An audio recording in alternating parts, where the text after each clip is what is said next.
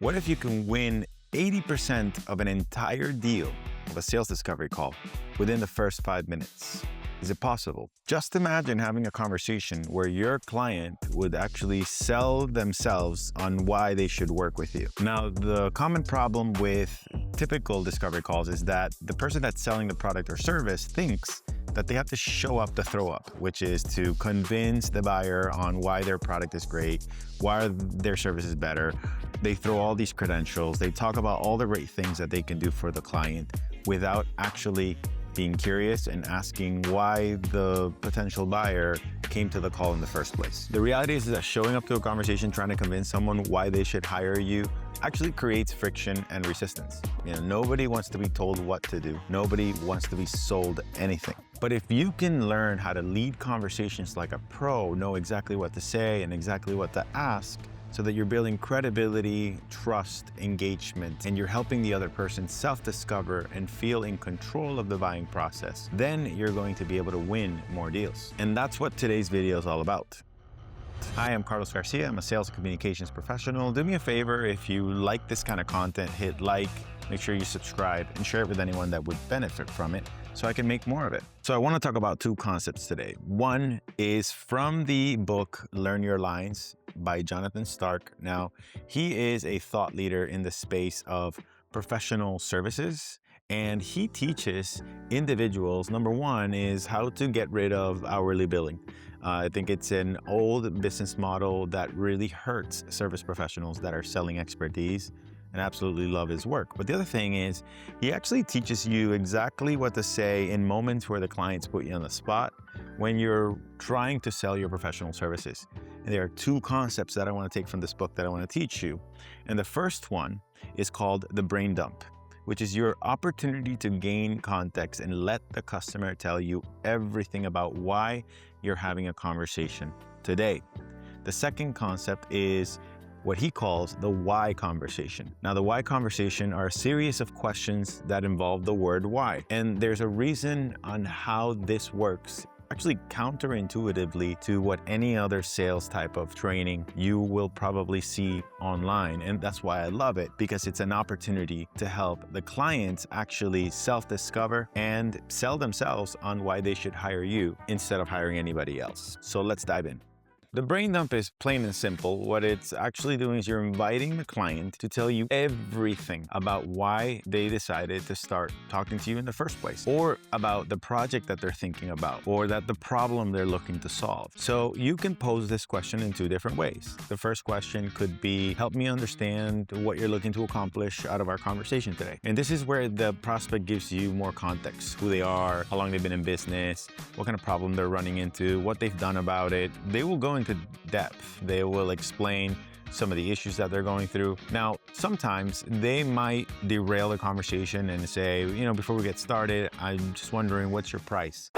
That will almost always show up. Not always though, because if they already know you as an expert that could be equipped to solve this problem, they will want to share more about themselves, because people love talking about themselves. So make sure that when you're framing the conversation in the beginning, in the discovery call, is let them know that you want to get to know them more. You want to get to know about their problem more, and that will invite them to open up. And typically the prospect could go into anywhere between 5 minutes to even 15 minutes of just giving you as much context as possible. Now, the cool thing about this is your opportunity to take notes, to listen intently, to maybe write down anything that they mentioned that would be helpful for you to ask and get more details, to press them on, hey, when you say this, what do you mean by that? To unpack so that you can just get a better picture of exactly what it is, the problem they are looking to solve. Brain dump is an opportunity for you to get to know the prospect's problem at a deeper level. And in that scenario, the prospect is feeling like you're listening, you're empathizing, you're connecting, you're understanding their problem really, really well. And the follow-up questions that you ask during that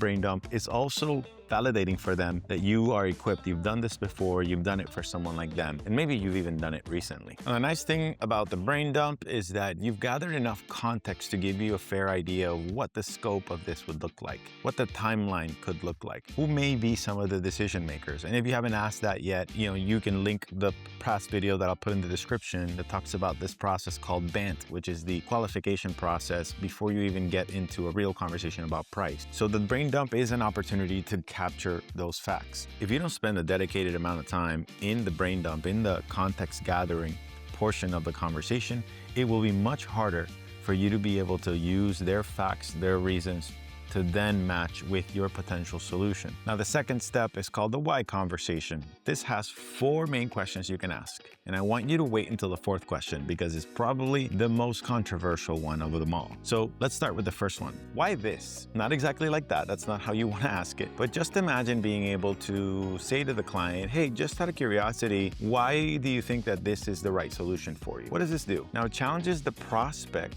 in essence, for them to justify to you why they think it would be worth making an investment in hiring a professional like yourself or being able to invest resources in solving a problem like this. And as they are actually saying it, they're convincing themselves more and more that this is the right decision to make. The idea is you're getting the prospect to convince themselves as they're convincing you and reinforcing why it would be the right thing to invest in hiring an expert or a solution like yours that you offer. Typically, when you ask the question, why this, they might go back into some history. You know, I think hiring you would be the right thing. I've tried things differently. I've tried to figure it out on my own. And honestly, our previous service provider that we had was horrible. We had really bad service. You know, I'm frustrated. I just got a letter from the IRS that I have to pay this penalty. I need help, right? So they're gonna reveal to you the level of pain that they have behind the problem. And this is the beauty of it, is that you're gathering facts, you're gathering evidence, you're gathering reasons why this is the right way to move forward.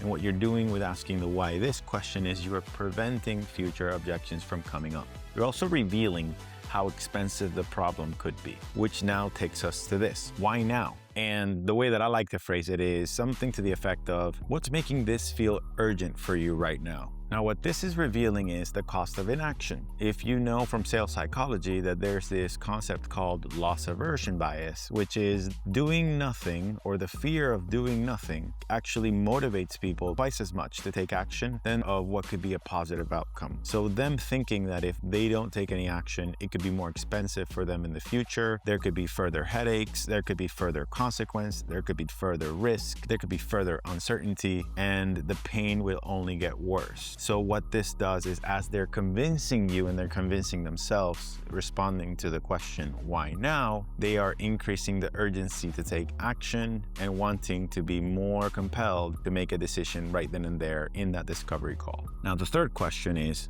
why me? Now, of course, asking this directly might feel a little bit tense. So one way you can ask this is, I'm curious, what made you decide to reach out to me? Now, what this does, it gives you a little bit more context around what kind of research did they do on who you are as the professional.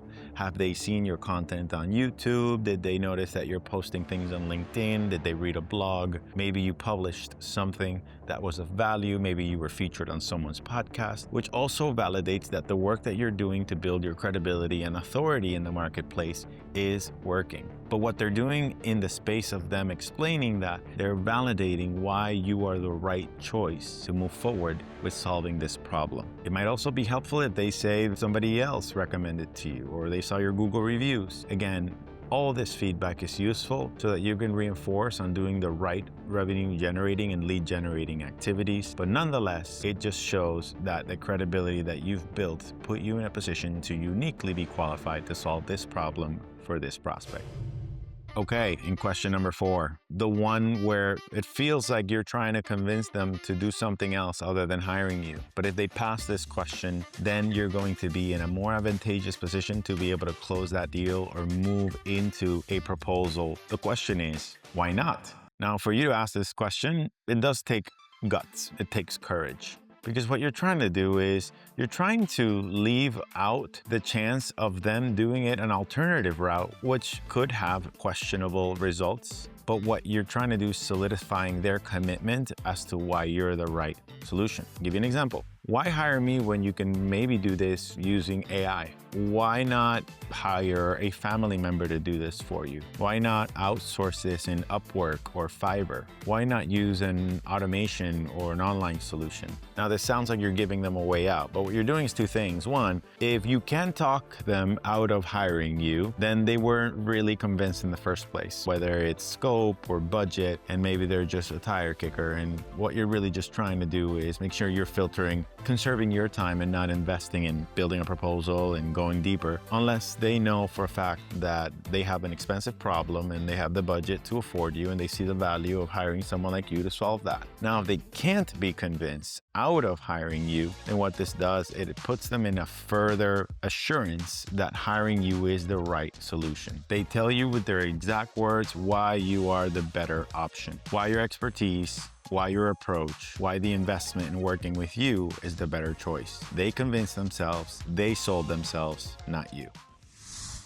Now let's recap. You do this really well and you end up uncovering these things. You'll know why it would be urgent for them to take action now. You're gonna know what the cost of inaction would be. They're gonna tell you why they wanna choose you over the competition. And then they're gonna tell you why they wouldn't wanna go with an alternative. Once they self-discover and realize the value of all that, then you've effectively had a value conversation. This is how you get high-value clients to say yes before you even send a proposal.